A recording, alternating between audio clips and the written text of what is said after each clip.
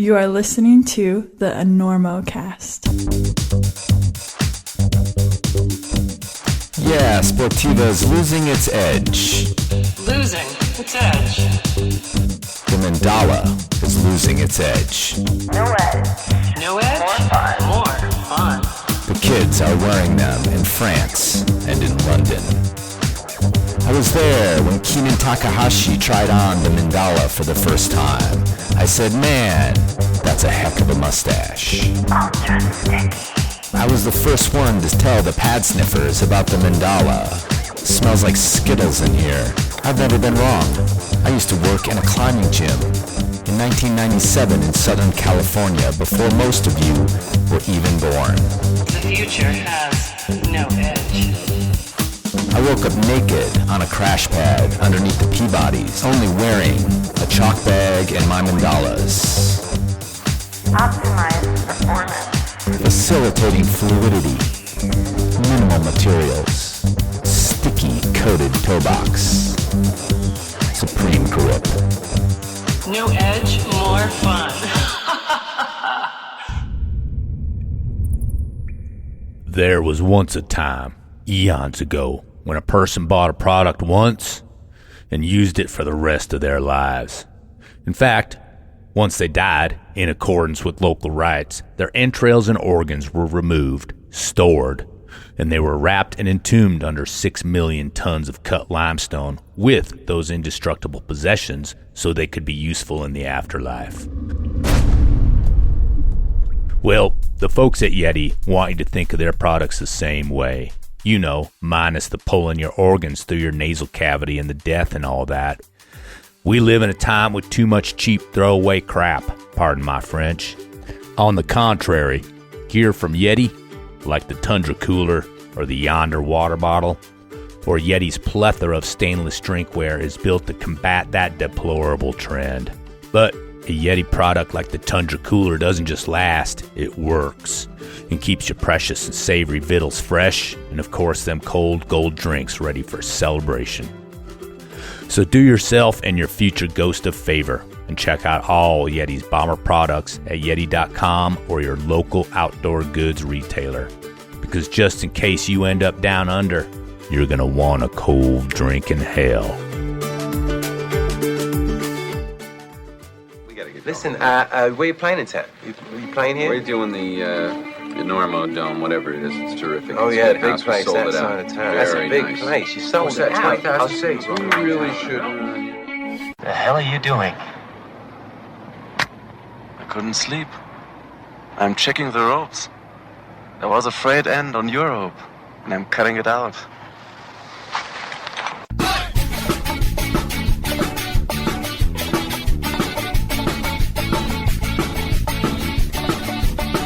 Good weather, bad weather. Now or later, anytime.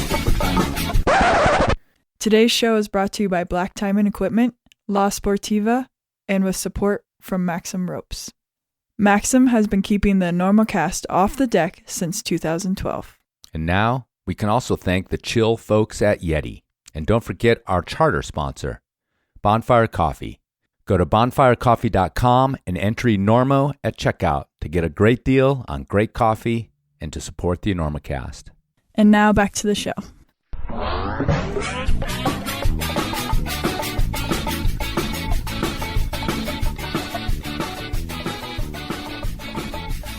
Hello and welcome to the Enormocast. This is your host, Chris Kalous. It is October 28th, 2024, about 1 p.m. here in Colorado. And this is episode 295 of the Enormocast, a conversation with climber and activist Aaron Peterson. But before we get to that, a quick shout for my upcoming event, a live talk with Barry Blanchard up at the Banff Mountain Film Festival this coming Saturday, the 2nd, 10 a.m., free of charge. It's going to be awesome. I talked to Barry the other day on Zoom, and we got some stuff worked out.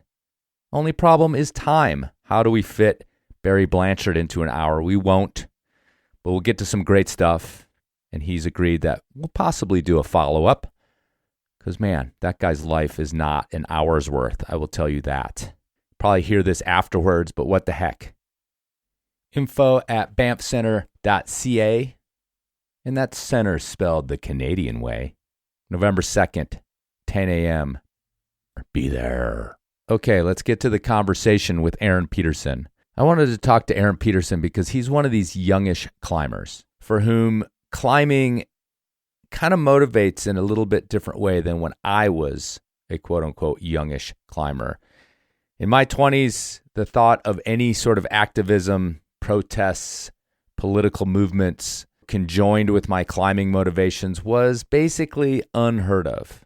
You guys out there that have been climbing as long as I have, the few of you who are still alive, just kidding. You know, I think you can probably agree with me that it wasn't really on the table. We didn't care that much, okay? And sometimes when I look at people like Aaron or this younger generation who I run into a lot or I see online a lot, for whom climbing is some sort of protest or their voice within climbing is combined with their voice for activism, it makes me scratch my head. Because in a lot of ways, when I went into the world of climbing, I wanted to disappear from all that stuff. I didn't want to have it bother me. And so, you know, being a crusty old guy, I thought I would investigate this world. And Aaron's profile on Instagram seemed like a great place to start. Because Aaron, in some ways, doesn't have the choice of forgetting about it all because of the color of his skin. He's a black climber, and he grew up in a place where inequality was kind of in his face as he grew up. So the choice to kind of disappear into climbing wasn't necessarily given to him the way it was a suburban white boy like myself back in the day. And I think the climbing zeitgeist in general is much more full of people like Aaron, people who want to make a statement beyond just how hard they climb or what they have climbed. And it's funny because we both want that and sometimes we don't want that. It depends on our attitude on any given day. Like, hey, just shut up and talk about the climbing. And then sometimes we want someone who's doing something about the things that they care about. And we want people to be out there fighting the man. And even the last 10 years, we've had this growth of activism and climbing around inclusion, around opportunities for underserved communities to be in climbing. And that also can sometimes make old people like me scratch their heads. Like, why do we care about that? Can't anyone just go buy a pair of climbing shoes and go climbing? Well, I think that's a pretty simplistic way of looking at things. And I think it's a way to dismiss a lot of things that would otherwise make us uncomfortable about how the world works. So anyway, that's my motivation for talking to Aaron. Seemed like a cool guy. We started talking online and decided to get this thing done and met up in Lander. The one warning I will give you is that this is political. Aaron has a point of view that I think I mostly agree with in essence, although we don't hammer that part home. But don't worry, we don't go full nugget. It's just we end up talking about racism. We end up talking about Donald Trump. And we end up talking about the counter movement to Black Lives Matter, known as Blue Lives Matter or the Thin Blue Line, and the stuff that Aaron's encountered in his life, which is vastly different than what I've encountered in my life, which is, of course, why I need to talk to someone like Aaron. And I broke this one up with some tracks that Aaron produced back in the day. He was a hip-hop producer in Phoenix before he became a climber, and he graciously gave me some tracks to pop into here. I don't know if I've ever had any hip-hop tracks on the Enormocast. Maybe. It's been a long time doing this thing. Who knows? But yeah, I broke this one up, do something a little bit different with some music in there. If you want to hear the full tracks, you can go check out the show notes on your podcast app or enormocast.com. And head over to SoundCloud and hear the full tracks that Aaron helped produce in his former life. All right, are we good? Before you move on and let some politics get under your skin a little bit, it's not going to hurt.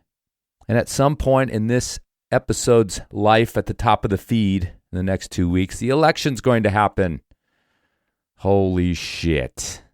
Either way it goes, at least it'll be over. Huh, that's not likely. All right, let's get to Aaron Peterson. Sharp tools in your hands, spikes on your feet, screws racked on your waist. Ice climbing is metal.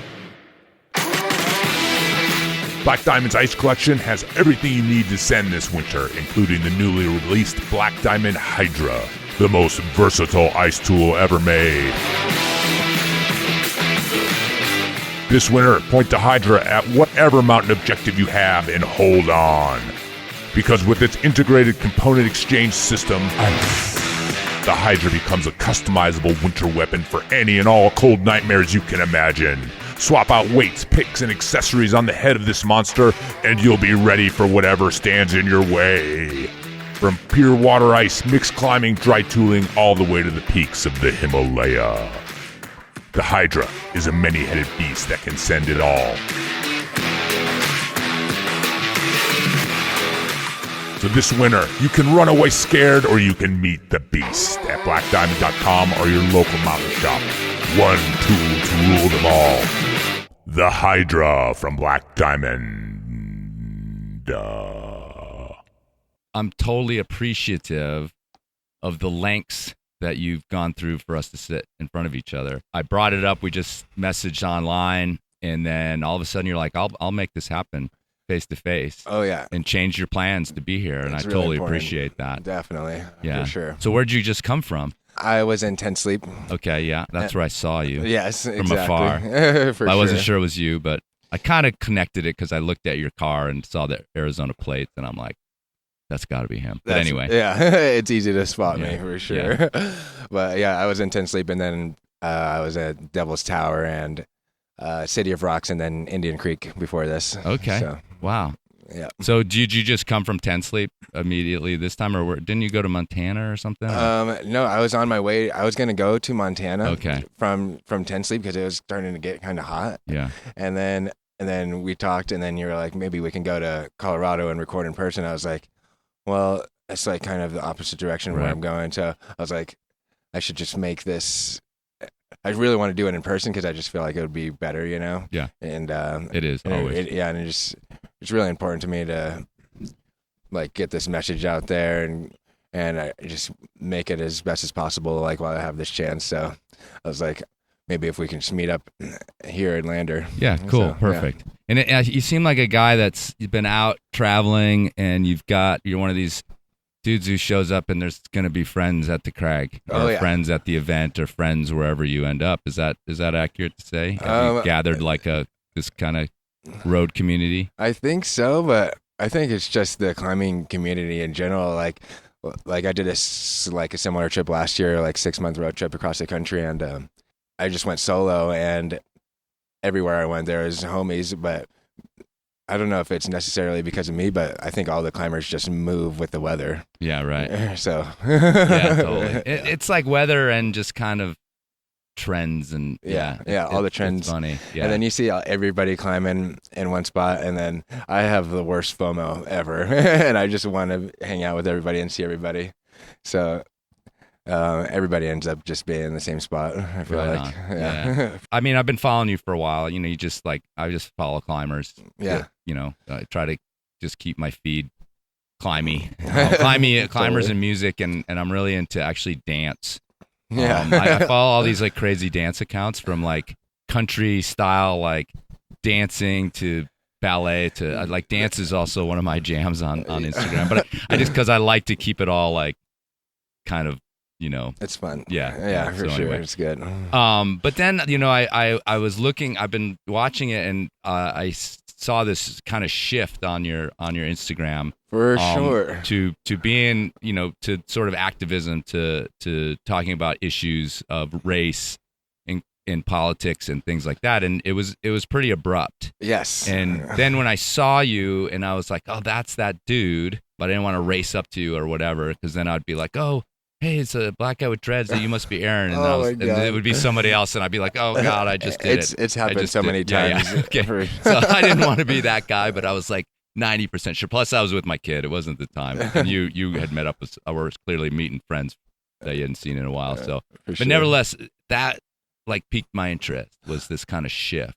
Yes. So let's talk about your story, and maybe we can get to that shift later. Well, I feel like but I don't know where you want to start. Yeah, I can start with a shift right now. Like, okay. Like it's perfectly easy to explain. Like, I was basically on Facebook, very active on Facebook, commenting every time I saw something wrong, commenting what I thought about everything, you know, and trying to just put information out there that people need to see.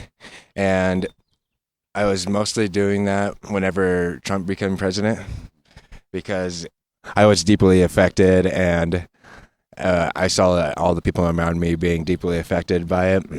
So I was very active on Facebook pushing for what I believe is right. And it took like a lot out of my days, and it stressed me out quite a lot. Like, and I found myself kind of being like out of the present moment when I have to keep replying to comments for hours throughout the day.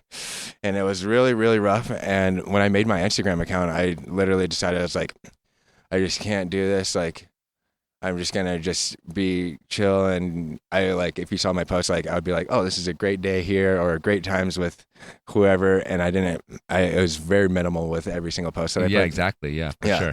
And then like, I kind of started getting a voice in Instagram, and I just think that it's not right for me to not use it, and I feel like I have to say something at this point, and so I started being public on Instagram.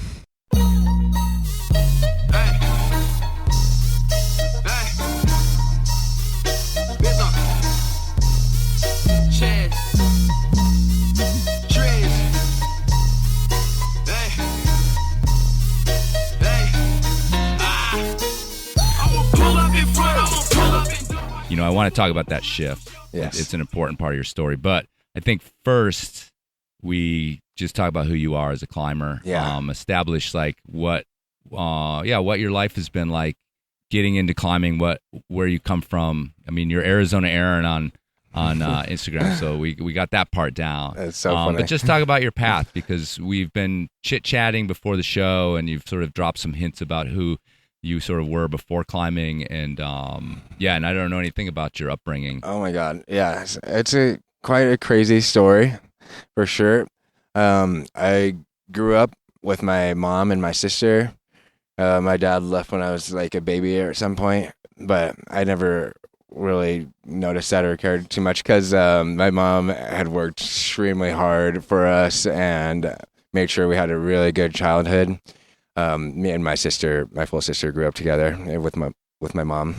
It was really, really nice. She just wanted to make sure that we had a great childhood. She didn't ever want us to go to daycare, so decided that she's going to make her own businesses, which is really cool. And she like started off with making her own daycare business so that we can just be taken care of by her. And then later on, like, she continued to make her own businesses. Like, she started realty, and then after that she did an automotive business, and then she made a medical transportation business, and it was just really nice. She just wanted to provide for us and gave us a really good life. Did you ever have a stepdad? No. Okay. And this is in Phoenix? Yeah, it's in Phoenix, and in particular, we're in a neighborhood called the Slopes. It was a weird kind of neighborhood, because on one side of the street, it's really nice houses, and then the other side of the street is the hood, and like, it's complete ghetto, the hood over there. So whenever I went to high school, or well, I guess like maybe middle school, I'm seeing the huge differences when I would hang out with like white friends, or if I would hang out with black friends. Like, it would just be inequality that you can just easily see. I basically ended up getting into producing music really early on, around like maybe 8th grade, which is funny. Like, me and my buddy, like, he just came over one day, and he had like a little CD that was a program to you can like record on the computer. So we went to Radio Shack and like got like a $10 microphone, and we started recording stuff, just playing around, you know. And I kind of like fell in love with it, and started making music. And I turned that into like my career early on, and did really well. And I ended up getting to produce for Capadonna from Wu-Tang Clan, and we did a lot of stuff with Tech Nine's record label, Strange Music, with Stevie Stone, and then with Futuristic and Twisted Insane. Twisted Insane's like one of the fastest rappers in the whole world. So I was like really successful with the music, and I did that. I ended up going through college, making music, and ended up graduating for audio engineering. And I just felt like I was just never going to have to work a day in my life, basically. I was like, this is perfect. I'm making music every day. And we were having a really good time, but at the same time, it was really, really, really rough because I was surrounded by gang violence. A lot of my friends were ending up getting shot and killed, put in jail, prison, and one of my friends was murdered by the police, and he was unarmed. And it's just a lot of really, really hard things going on around me. Well, wait, let me ask you a question then. So you've got this mom, single mom, she's working hard and to try to provide this good upbringing. You mentioned this sort of visible inequality that was in your life as far as, across the street, like literally, but, it is across the street, literally and one then, street, yeah. A couple questions before we finish the music producing thing. Yes. First of all, did your mom ever, did she talk to you about this? Was it something that you guys talked about as a family, or was it just in your mind, wondering what was going on? My mom, she didn't talk about anything that was ever bad, actually, or like owing any bills. It didn't exist. Right. She just wanted you guys to be free of those worries. All of those worries, yeah. She just tried to make sure that we didn't have to think about any of that. Uh-huh. She never brought it up. So she kind of tried to shelter me from all of that. But then, on the same vein, you've entered this. I'm sure she's excited that you found this thing and you're being successful at it. But then she must have been I don't know if it was disappointed or if it's why are you doing this with your life? If it's you're entering this world, I'm sure any mom would be like, no, can't you just get a normal job? My since she did everything that she did, she actually told me when I was growing up to not work for anybody. Okay. She said that you should just basically. Yeah, but what about being surrounded by the people you were just talking about, being surrounded by that? Was that something that concerned her? Did she see it? Did she understand it? She can see it. She just thought she can stop me probably from hanging out with them. Right. Probably, yeah. Right. Was maybe what happened. All right. So anyway, back to this thing of finishing your music producing career.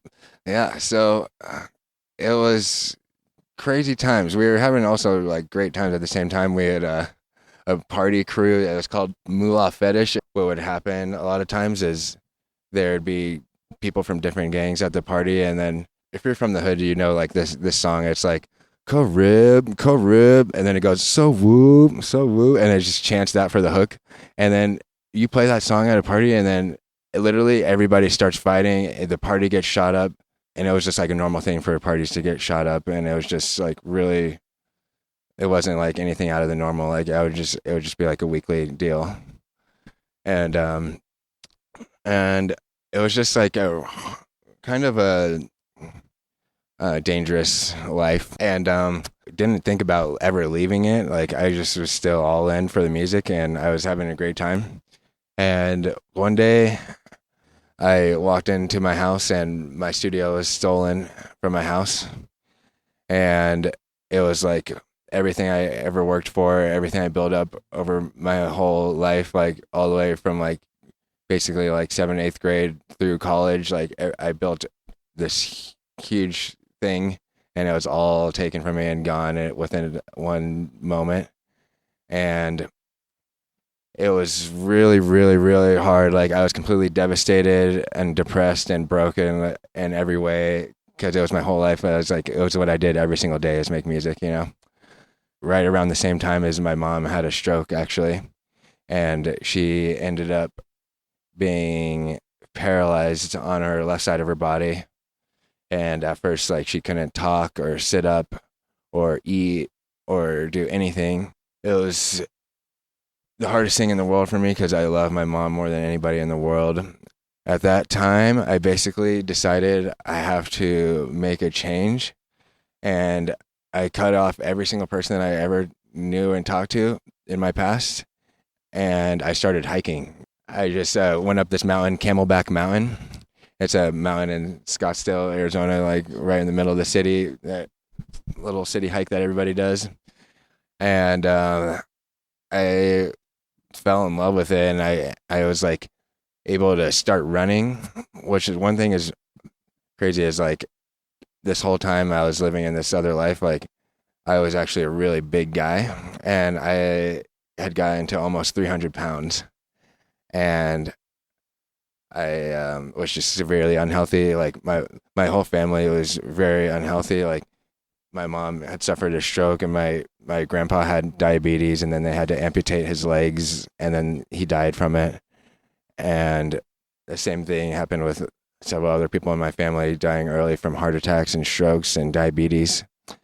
And I just really was broken, and I just was like, I just didn't know what to do. It was hard. So I literally went up Camelback Mountain every single day, and then I was able to start doing it like multiple times a day, and I started being able to run on the trail, and I decided I wanted to be healthy, and I turned vegan, and I changed my diet 100%, and I used to eat like fast food and bullshit like all the time. And then after I was able to start running on the trails, and then I started doing marathons, and then I started doing like long distance backpacking, and then I found canyoneering, and then one of my buddies like went climbing from somebody he met canyoneering, and he took me out climbing the next day, and basically climbing took over my whole entire life after that, and started climbing every single day for at least 5 days a week outside for years. Get back to myself, need the help. No stressing about nothing, I cannot help. Get the wealth, a gamble, so I'm shaking up the dice. Pray to God I get that 725. Come up, you come down, that's what karma say. Live for the holiday, try to get through life with no flaws, no exaggerate. I'll evaluate and then I might elaborate. Show you how to bounce off the ropes like my papa said. Gotta wake up on a good day. Well, let me go back a little bit. So you tell me a little bit about life with your mom. You know, did she improve? You know, does she? So where is she now, like healthcare wise, and what did your life look like? Because it's like it can be devastating to everybody's life around that, because now someone needs care. Maybe there's not enough money. Like what? Definitely. Yeah. So this all happened. I was living at one of the houses I grew up in. My mom was in the middle of buying this house, and after she had the stroke, then she had to be hospitalized, and I actually started taking care of her for 6 months straight. I went to rehab every single day to rehab her all as much as possible, and that's where she got to. She got to now from not being able to talk, and now she can talk, and she can eat food, and like she can sit up, and she can do like so much more. But after 6 months after having a stroke, you can't really improve much after that. It's like you kind of stay where you are, so you try to do as much rehab as you can for those 6 months. And I was there every single day. In the process of all of that 6 months, we lost the house, lost everything else along with it. So I got an apartment, and I moved my mom into the apartment, and I started taking care of her. It's just really hard to give her the best care. So now at this point, she's in a assisted living facility. Yeah, it's a really nice place. So, you know, was like kind of getting into the outdoors, the hiking and all that sort of stuff. Was that like a kind of a release for you, or like, you know, you've got this intense life going with your mom, and you know, getting out to do something like that seemed healthy for your mind, for your body, for your brain? Was that? I mean, was it connected to this the way you were living with taking care of her? It was like straight out of like desperation. Like I had no idea what to do like with my day, you know, like where to go, and like I knew there was this mountain, Camelback, like everybody talks about it all the time. I think I might have been up that. Yeah. Because I was in Phoenix as a little kid. It's the main mountain. Yeah, and it's like, right in, you're surrounded, right? Yeah, exactly. And it's like a pretty short hike. It's a mile up and a mile down. Yeah. And I it's think like I climbed that as literally probably like a 10-year-old. Yeah, okay, for sure. Yeah. So it's funny. It's like, it is kind of steep. It's like it's like little bars to help you pull yourself up because of the steepness, and it's like 1,000 feet. I mean, I'm trying to imagine you with 300 pounds on your frame, and it's impossible because, like, it's a podcast, you can't see him, but he's super fit, you know. Oh my God. Yeah. So I mean, how did you do that? Like how, you know, you're sitting there like, I need to be healthier, but you know, we talk about these sort of cultural divides and how people are brought up, and part of, like, I think that is also these ideas towards, it's not like intuitive what fitness means and what it's supposed to do to your life. And like, so how did you get to a point where you look, or at least where you started losing weight actively, and you know, was it scattershot? Did you actually like employ, you know, the gym and all the things, or? It was kind of weird. Like, looking back, it's just really sad that in the Black community, the way that we perceive the food and like what's going on with the culture, and like you'll be like, oh, you know that's white person Kool-Aid or something because it's like not sweet or something, you know. Oh, right. You know, like we just put so much sugar, so much things on the food. But this all happened like back whenever Black people were slaves. They were given the scraps of whatever else was left to eat, and they had to heavily season the food to make it edible. So a lot of people don't realize that, like, a lot of the unhealthy ways that we eat right now is from the slavery days and directly from that. And I saw what was happening to my family and to my mom, and I really didn't want that to happen to me at all. Like, and it was just. Yeah, but I mean, I'm just kind of wondering what you did, how it worked. I basically, whenever I was hiking, like, it just got easier and easier to hike, and then I was like able to like run for the first time. Like, if I tried to run a mile like in PE before, like, I would throw up every time, like, and it was really bad. And I was just slowly able to start running, and then at the same time, whenever I changed my diet, like, basically everything just shredded. Like when I turned vegan.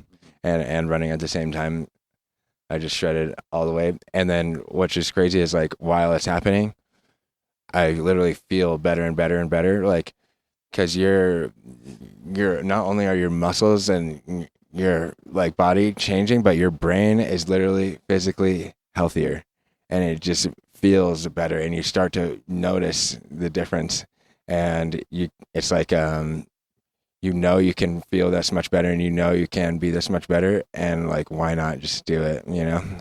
So yeah. It just started. I mean, I guess you have to get over that initial pain of like what it feels like at first, just like anything. Well, nothing could be as worse as what happened. Like my mom having a stroke and then losing every single thing. Like, nothing's as bad, and it's like sometimes I feel like it takes like something huge happening to make a change like that, right? And then you can either spiral down and then just become. I literally wanted to kill myself, you know, like I wouldn't be around anymore, like, or you can just go the other direction, you know. So I feel like everything I've ever done in life, I just really went fully after it. So this is just another thing. Wake up to a good day, tomorrow isn't promised, and I hope that you can see it, cause to see it is an honor. It's an honor to you, it's an honor to me, it's an honor to the human being that give to receive. Yeah, this one's for the mamas and people going through drama. Just remember being here is an honor. Gotta wake up out this dream I was living, my plan wasn't given. Yeah, so we're gonna talk about your activism and stuff around like Black Lives Matter and just racism in general.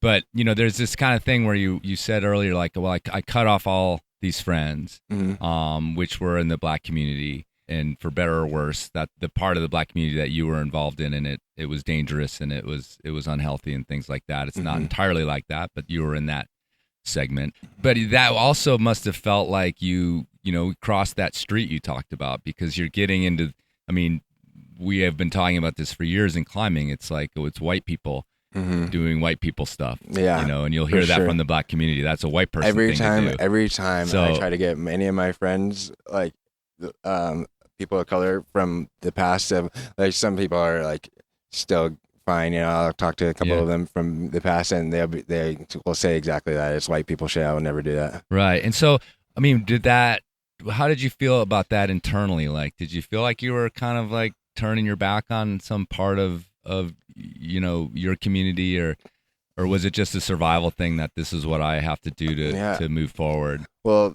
I've always been really into science. I'm really into astrophysics. Actually, it's like my favorite thing besides climbing.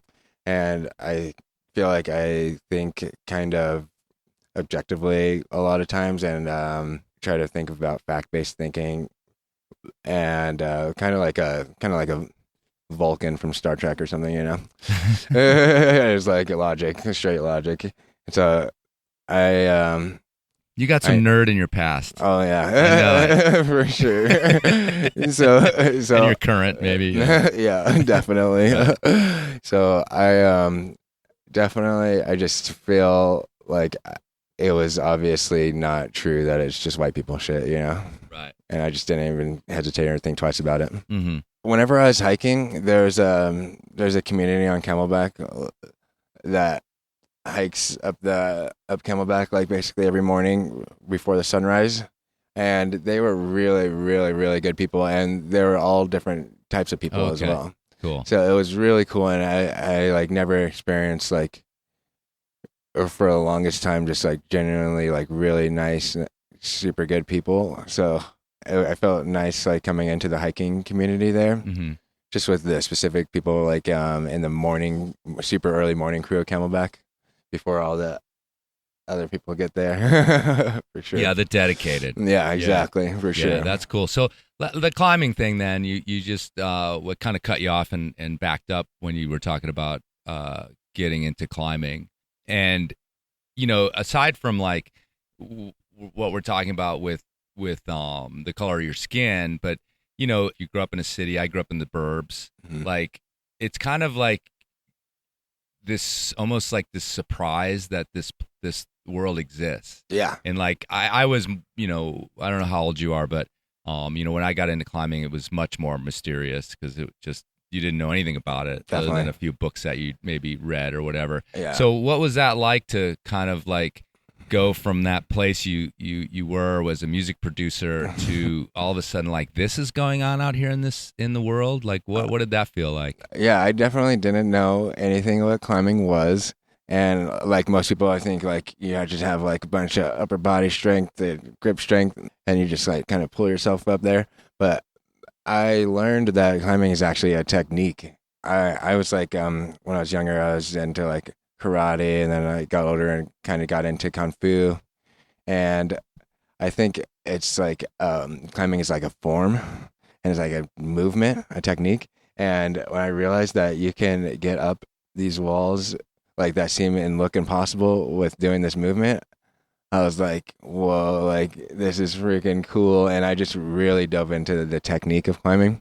I just thought that this is like the coolest thing ever. Yeah, and I think like when I've sort of, and I've done this hundreds and maybe thousands of times, like tried to explain climbing to like my, you know, family members that don't know what it is, and you're caught up like explaining, you know, how it works and what you climb with your, you know, and how you use your hands and feet or whatever, and you all those things. But I'm always like in the back of my mind thinking like this is the wrong thing to talk about, or this isn't really what climbing is for us. It's what goes with it. You know what I mean? And they're all fixated on like how it's scary or like how strong you have to be, and it's just like, and what I'm trying to get at is like there's this whole world behind it. And that's really what draws us in. And so yeah, talk a little bit about getting into that, because you go climbing, right? You someone top ropes you up something, and you're like, this is really fun and it's cool, and then you slowly like this veil is lifted, and you're and there's this, you know, this community that travels around the country and like it's just like so much bigger, and that's what climbing is. But you also can't really explain that to people who don't climb because they're like, well, what do you mean? Don't you have a job? And like, you go all down those rabbit holes. Right. So talk a little bit about becoming that person. So, yeah. And I think it's an interesting story because based on where you've come from. For sure. Right. It was really cool coming into the community because shortly, like right when I'm starting, I was super fortunate to be mentored by some of the developers. First, Michael Genovese, and then Scott Dimmler. Like, Scott Dimmler messaged me on Facebook one day and asked me to go climbing, and I told him, my ex-girlfriend at the time, I was so stoked. I was like, what? I was like, this guy is like the one that developed all these routes that we've been climbing all the time, and he asked me to climb, and like, I literally was blown away and like so happy, and like, it was really nice that the community kind of just was like wanting to like teach and just mentor me like that, and it was just really sweet. And over the time, like, I got so lucky, like with some of the biggest names in climbing that ended up mentoring me, like, and I felt like I kind of got like catapulted into the climbing world because it was just so nice. Like everybody was there for me, and they showed so much love and caring for me. So it really made me fall in love with the community for sure. Right. And then what years were this? What were we talking about? When was this happening? Dude, I don't know. More or less. It was probably 10 years ago, 15 years ago. I've only actually been climbing for like about 5 years now. Okay. Right. So it's all happened really fast. You're outside climbing and you end up running into the climbing community if you're out there all the time. And I was out there every day. So I ended up running into my buddies, my great buddies now, Scott McDaniel and Sam Foreman. And shout out to the donkeys. We're the donkeys. It's a funny thing, but the Arizona crew is called the donkeys. And it was like originally like the swamp donkeys. And it's just a funny thing. And now that's the huge crew. My buddy Sam ended up started dating Mary Eden. You guys probably know her. Yeah, of course. Yeah, she's been on the show, and we've sort of remained friends ever since. Totally, yeah. And she ended up teaching me like so much. She mentored me as well and helped me learn so much about crack climbing. And I really fell in love with trad, and that's like my main style now. I love crack climbing.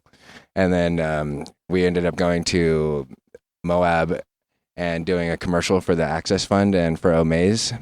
And we met up with Devin Finn. And Devin is great. He's developed like more routes in Indian Creek than anybody else in history, like over 500 routes in Indian Creek. Me and Devin hit it off right away, and he became like one of my main partners out there. And it was just really, really nice to have him. And then like over the time, Tom Randall helped me out a lot, and then Pamela Pack ended up helping me out a lot, and I was just blown away that I was able to have all these people that are so big in the industry, like so close to me and help me so much. And so it's really grateful for that, and really have all the love for the climbing community for all of that. Right. So, I mean, this is feels like it was a kind of real whirlwind, right? Yeah, that this was all happening in, and it was probably occupying your sort of mental space of just like being a climber and getting into this, and still having your mom, with her issues and everything else.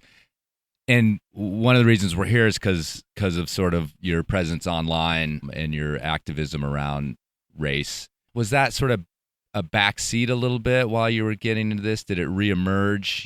Again, I'm sort of kind of seeing this arc like deep, in this music community. You leave it behind, and then it sort of kind of maybe comes back around as you're in climbing, and you're coming up in climbing as these issues are coming to the fore in climbing. The inclusion issue, the representation for people of color is like this thing we've really only been talking about for a few years in climbing. So when did it sort of start to bubble back into your brain of like, there's this other thing that I need to start talking about? Or did it? Or am I making that up? Was it always there? Yeah, I basically always have been active in it. It's like because I was really active in it on Facebook for years before I started saying anything on Instagram.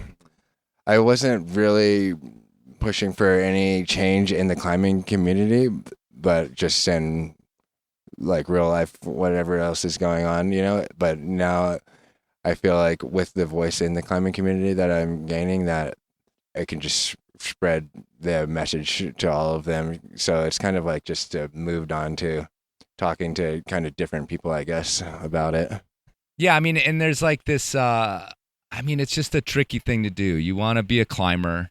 You want to just kind of, that's part of climbing's appeal. And especially from like, I think my era, social media and things like that, you almost were like, I'm out here because I don't want to fucking talk about any of that stuff. We were willfully without like political connection, and that all was just like somewhere else. I remember actually literally I was in New Zealand climbing, and I saw a paper that said that, the first Gulf War had started. And like that was all like literally kind of the first I had heard that was even possibly going to happen. The one, the Kuwait one, that didn't last very long. But either way, I was just like, look at that. We're at war. Like my country's at war. Like I didn't know it was coming, and here it is on this newspaper. And you know what I did? I brushed it off. I was actually literally in a fish and chip shop, and I okay, well, great. And I got my fish and chips. I'd like to say it was on my fish and chips wrapping because they use newspaper, but the story's not quite that good. My God. Yeah, so, that was, I think, a really popular kind of attitude of like, we're out here and we don't, it's like you can ask a climber like back then, like, or say something about Michael Jordan, somebody would be like, who? Right. Or whatever, like just removed. Sure, and that was part of why we were doing it. But that's changed a lot. Yes. But I think you probably even, I'm sure there's days when you're battling, comments or whatever, where you're like, well, I should just fucking go climbing and not worry about this shit. So where's your feelings on that? Because you put yourself out there in a very strong way online, and it invites attacks. Oh yeah, for sure. And I feel so strongly about people in the future not having to deal with racism that if there's a comment that's defending being racist in any way or like going against me trying to end racism, it will like trump anything else that I'm trying to do.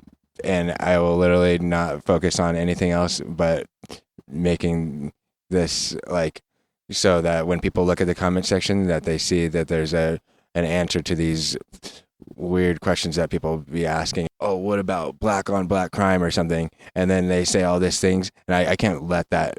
I can't let that sit there on my comment section and just have people be like, "Oh yeah, he has a point." Right. I'm gonna freaking. But isn't that a full-time job?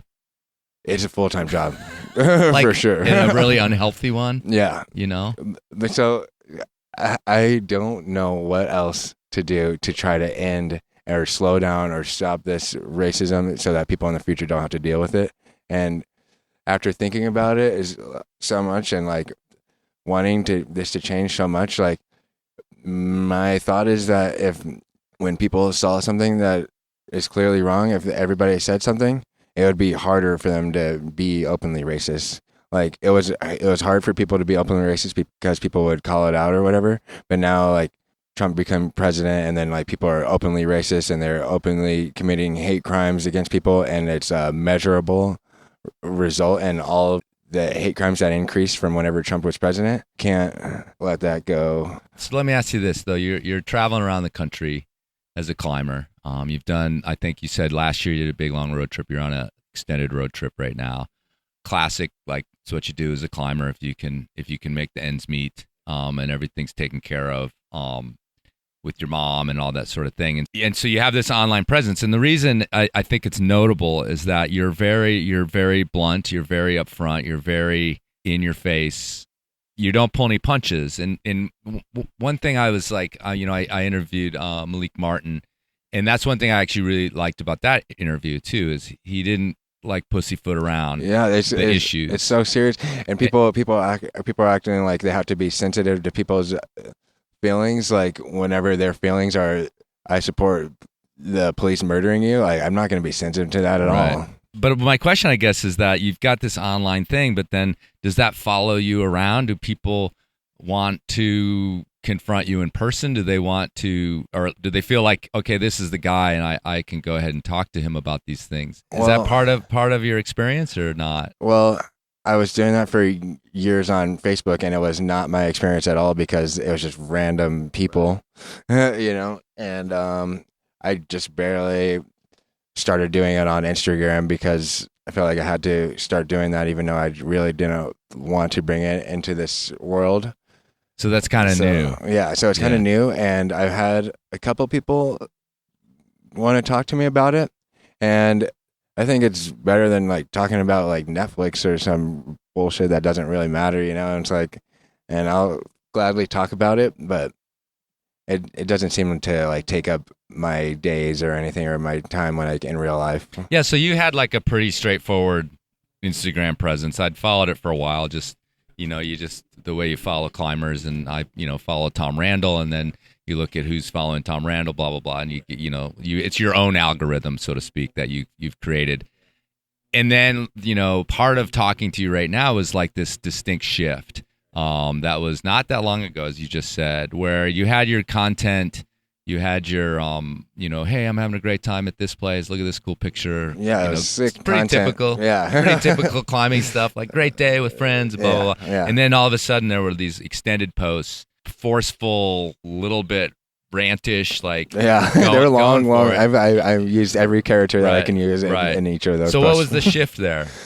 Did you feel like it was time that like maybe you were kind of hiding out on in a way, or what was the shift that made you decide to do that not too long ago?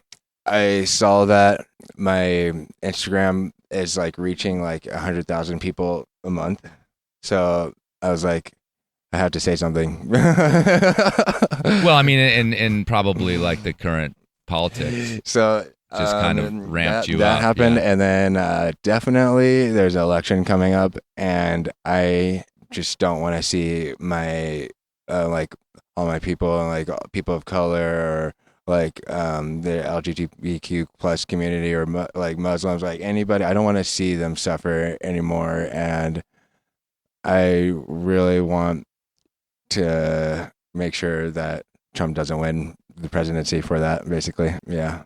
I've talked to a few climbers of color, like I said, Malik, and some folks from Memphis Rocks and stuff like that. And they have these interesting experiences to talk about traveling around the country once they kind of leave the comfort zone of where they live.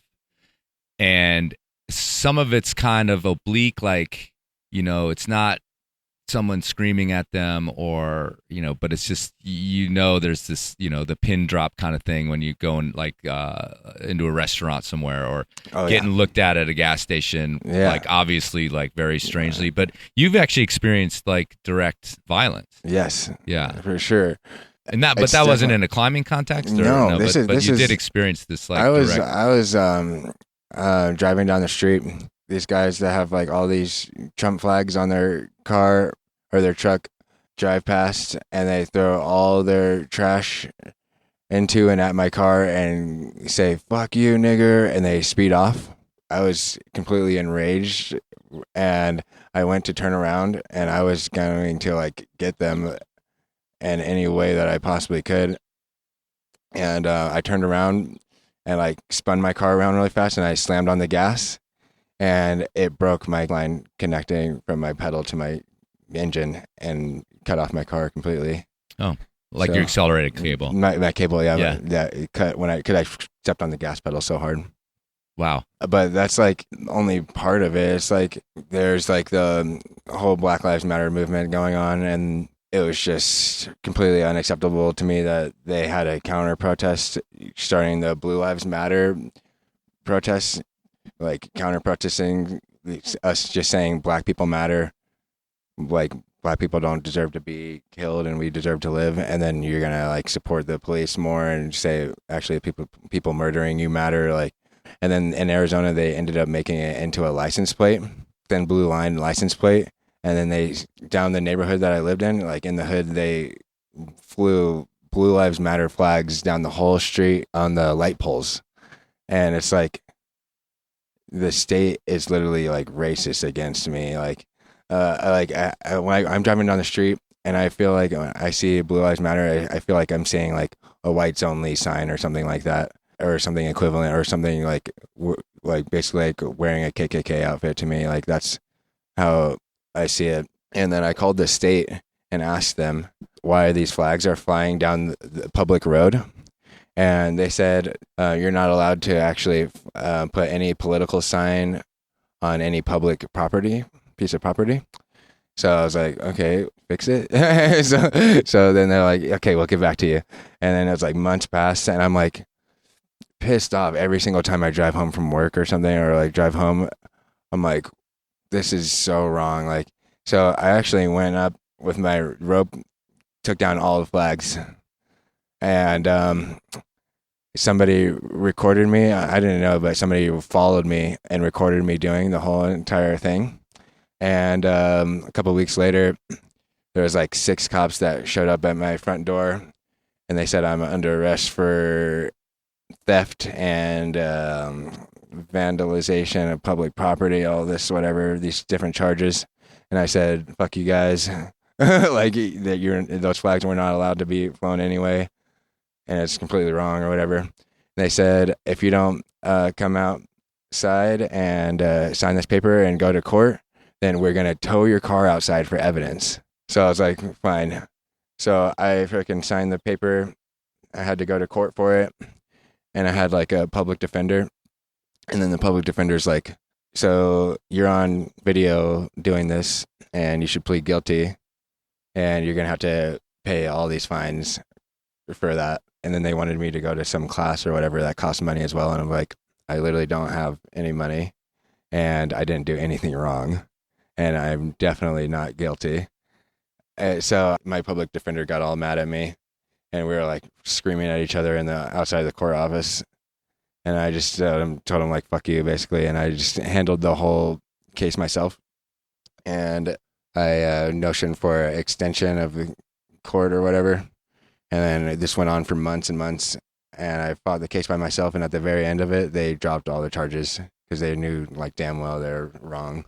You just came from Tent Sleep. Yes. And that was, I mean, I've been there, and it's like one of my favorite places to comment on, because I too, like a couple years ago, were there, and it was just remarkable how much political stuff was there, and not just Trump stuff, but fuck Biden. Yes. The all classic. Over the main street. Yeah. It's actually, I was just there. You were just there. It's toned down compared to what I saw 2 years ago. I believe it. I mean, the fuck Biden stuff is flying that off your house as, supposedly the family values, party or whatever. It's an interesting dichotomy. But I got pushed back when I said it, that like, well, this is all just code, and I did comment about how if a person of color was there, that it's not directly like the N-word or go home or whatever, but it's like this code for sure that is like built into it. For and people sure. want to push back and be like, well, no, it's just politics. And, no, it's you not. you need to talk to the other side and like see what their views on. I'm like, so I need to talk to the guy that has the fuck Biden flag. Like, that's not a place to start a conversation by any means, Yeah, so, for sure. Yeah. So, I mean, if you have a comment on that kind of thing in terms of like arriving at a place as you've traveled around the country with your background, with the color of your skin. Yeah. So it's hard because it's obviously a huge problem how divided the country is. And every person I talk to is like, oh, well, you need to hear the other person's side, and that is the case most of the time. But there's things where the other side does not have a point. Like just go back in time where Hitler took over, and like you're like gonna act like Hitler has a point, Hitler has a side, it's like the same thing's happening now. Like we have black people being murdered by the police, and then 0 people facing any consequences for it. We should be treated as if we matter, and we shouldn't just be murdered, and like we should at least like whoever murdered them should go to jail. And since we're saying black people matter, and then people all of a sudden can't say that, and they say, oh, the people murdering you, they actually matter. Blue lives matter.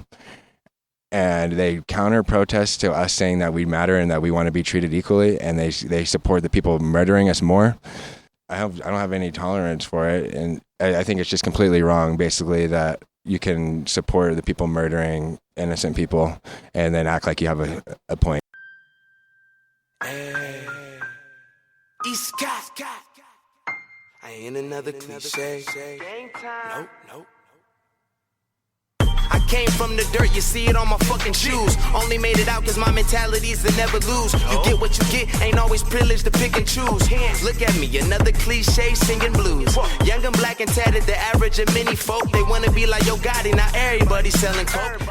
So let's switch it over to the climbing community. Again, we've talked about this whole movement of the last few years, and you can roll your eyes at it. You can say it's dumb, you can say it's cool, and you can say it's not working. I mean, whatever you want to say about it, but there's definitely a consciousness around inclusion and around representation.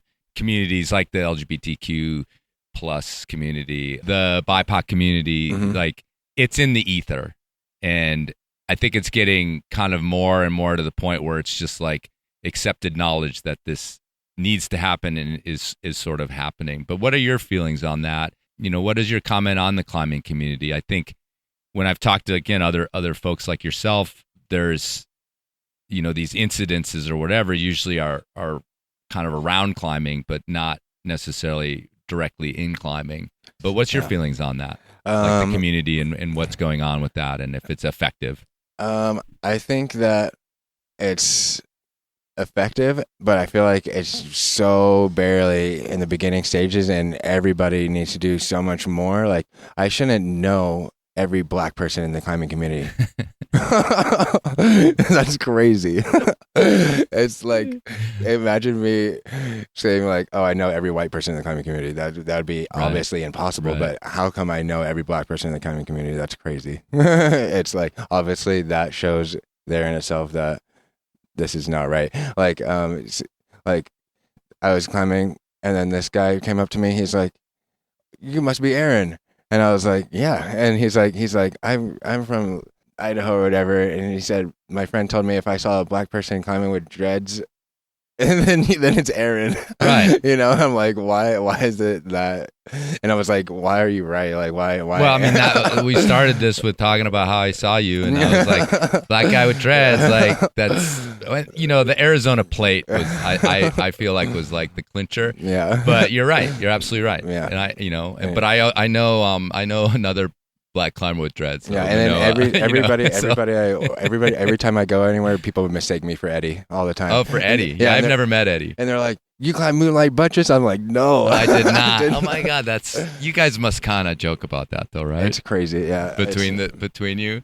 I've only got to see Eddie like one time. Okay, I've never met him. But yeah, I follow his stuff, and I interviewed Manoa, who's the other guy I know with dreads, right? Yeah, there's only 3 of us. No, there's some more. There's gotta be. If you're a black climber with dreads, send us an email because we want to meet you too. But I mean. You know, but I mean there has to be some gallows humor around it a little bit at times. Yeah, it's funny, but it shows like the complete inequality and like that how there's no, like, it's hard to access into the sport. It's so expensive. Like me having like a trad rack, like that's like completely. I have like all these cams and like that's completely unattainable for anybody that I know from my past. You know, like so. Yeah, it's definitely, needs to be something to be done to make it all equal, you know? Well, I mean, you know, I think the argument I think it's somewhat valid, is that it's going to take time, and that it's also, you know, you can't force people to fucking love climbing. You know, and so providing access is really the thing. And if someone goes climbing and they, you know, rock up to, you know, like Memphis Rocks, they were on the show this year, and they don't like it, it's like, yeah, no, you have to go climbing. We need you, right? Kind of a thing. Oh, my God. You know, but I mean, just the fact that we're going to talk about this today, you know, this idea, like, it just didn't occur to me when I was a climbing bum in my 20s, because I was so self-centered, for one thing. But this idea that, like, the community wasn't diverse, it never occurred to me. And I think it literally occurs to everyone now. Yeah, and that's sort of progress, right? Yeah, that definitely is. That definitely is. And the problem is, like, everything is so obvious, and there is a way to make it equal, but it doesn't happen because of money and stuff like that. Right. Like that's a silly reason to not be equal, you know, like especially when there's unlimited resources for all of us to thrive, basically. Well, so let me ask you that though. Like when you say there's a way for it to be equal, A, what does that look like? What does climbing equal look like? It's and then what's the way? It is like basically just making sure that we like get rid of all the systemic barriers like poverty and limited access to quality education and good jobs and affordable housing. Just making sure that if we did all of that, I guess I was more getting at climbing. Like I mean, because like, that's but if you don't have any of that, you can't get into the climbing itself, because you're put down into such a place where you have to do whatever you can to get by, and you can't start to go climbing. It starts with all of that first, and then you'll see the change in all the other communities, not only climbing, like skiing or something like that, you know. All right, well let's talk about like direct activism. You know, you had your moment pulling those flags down. You've been working in Queen Creek to try to increase awareness around the copper mining there and the destruction of that indigenous land and those things. Like, you know, what else? I also protest as much as I can, but not just to an organized protest. But if I see there's these people protesting outside of the Planned Parenthood in my neighborhood, and anytime I ever saw them, I pull over and counter protest them, and they try to block the people from coming in and pulling in, and I literally push them out of the way and move them out of the way, and I wave through the cars and make sure they can get in to the Planned Parenthood, and I show up to Trump rallies and I talk to every single person there. And when I first started doing that at the Trump rallies, like I would get infuriated really fast because they would tell me things like George Floyd killed himself. They would tell me bullshit like that, and I would start like getting in screaming matches with these people. But at this point, I go to the rallies and I try to tell them straight facts, and then make them think.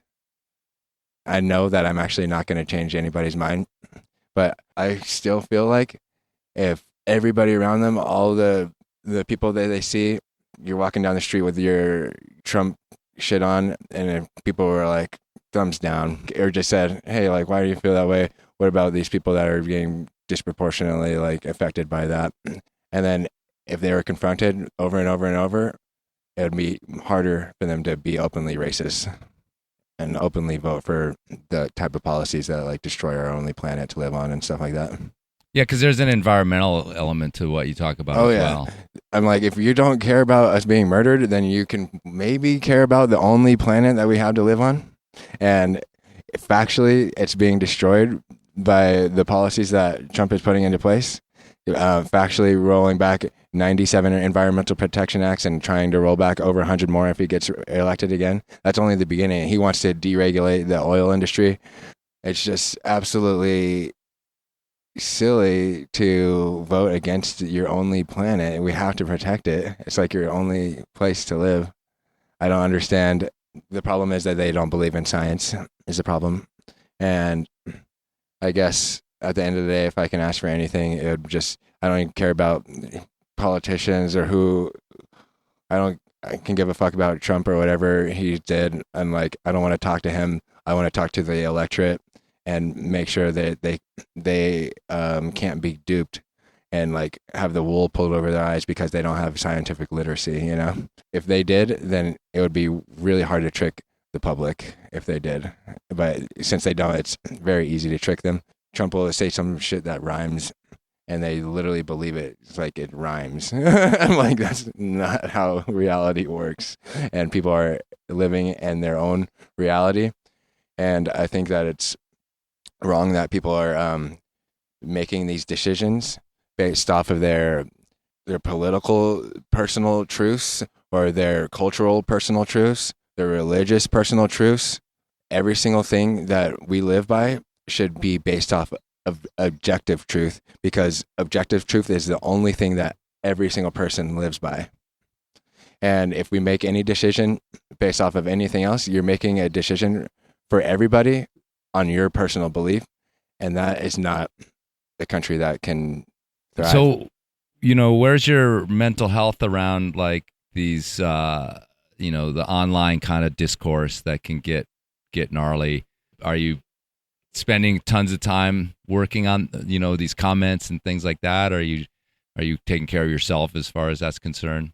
Going back to like just becoming healthy now, like I take the best care of myself ever. Like every single day, I'm not here to make money and be a cog in the wheel and part of the system. I'm here to better myself and be as best as I possibly can mentally and physically. And I want to reach my true potential. Like that's what I want. That's what I want to do with my one chance at life.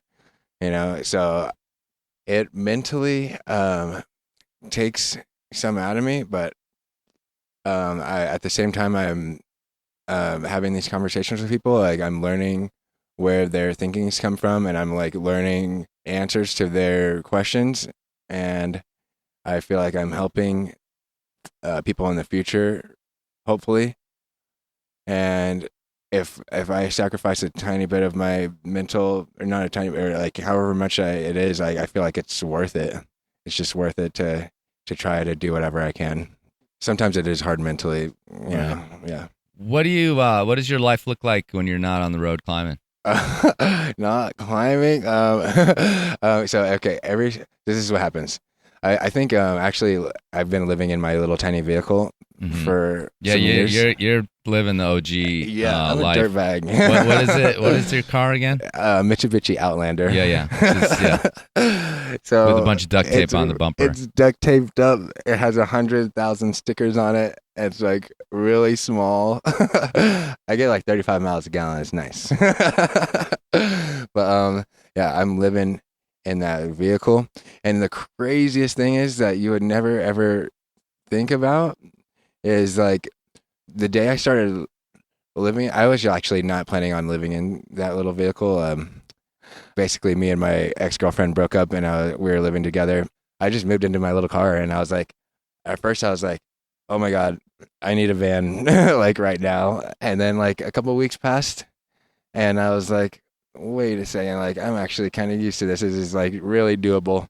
And then I noticed that my day-to-day life has changed and in a way where I'm forced to make the most out of every day now, because I wake up and instead of like hanging out at the house, like making breakfast or whatever, I'm like, I can't just sit in my car. So I just drive straight to the gym, just to not like the climbing gym, just like regular workout gym.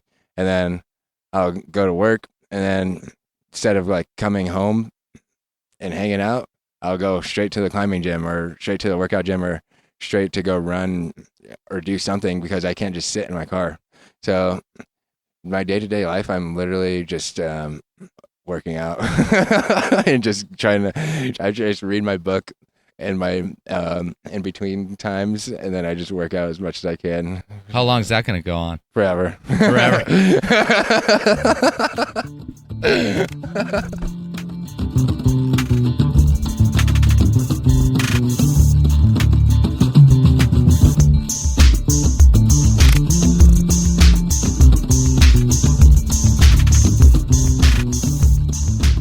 All right, folks, thanks for listening, and thanks to Aaron for catching up in Lander. And thanks for the tracks he popped in there. Once again, you can check out the full-length versions of those on the show notes.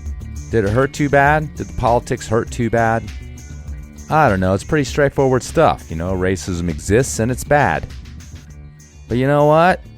It's October 28th, 2024, and some shit just went down. That's really kind of questioning if that's a bedrock notion or not. I thought it was something we all agreed on. I hope we agree on it here at the Enormocast, but maybe you do want to quibble, argue, spit some fire at Aaron about what constitutes racism in those other movements. I don't know. If that tickles your fancy, go to Arizona_Aaron on Instagram. He's ready for you. Or hell, you could say something nice. All right. Hopefully, instead of that, you'll just go fucking climbing, right? Better use of your time. And don't forget to vote. I mean, check your knots.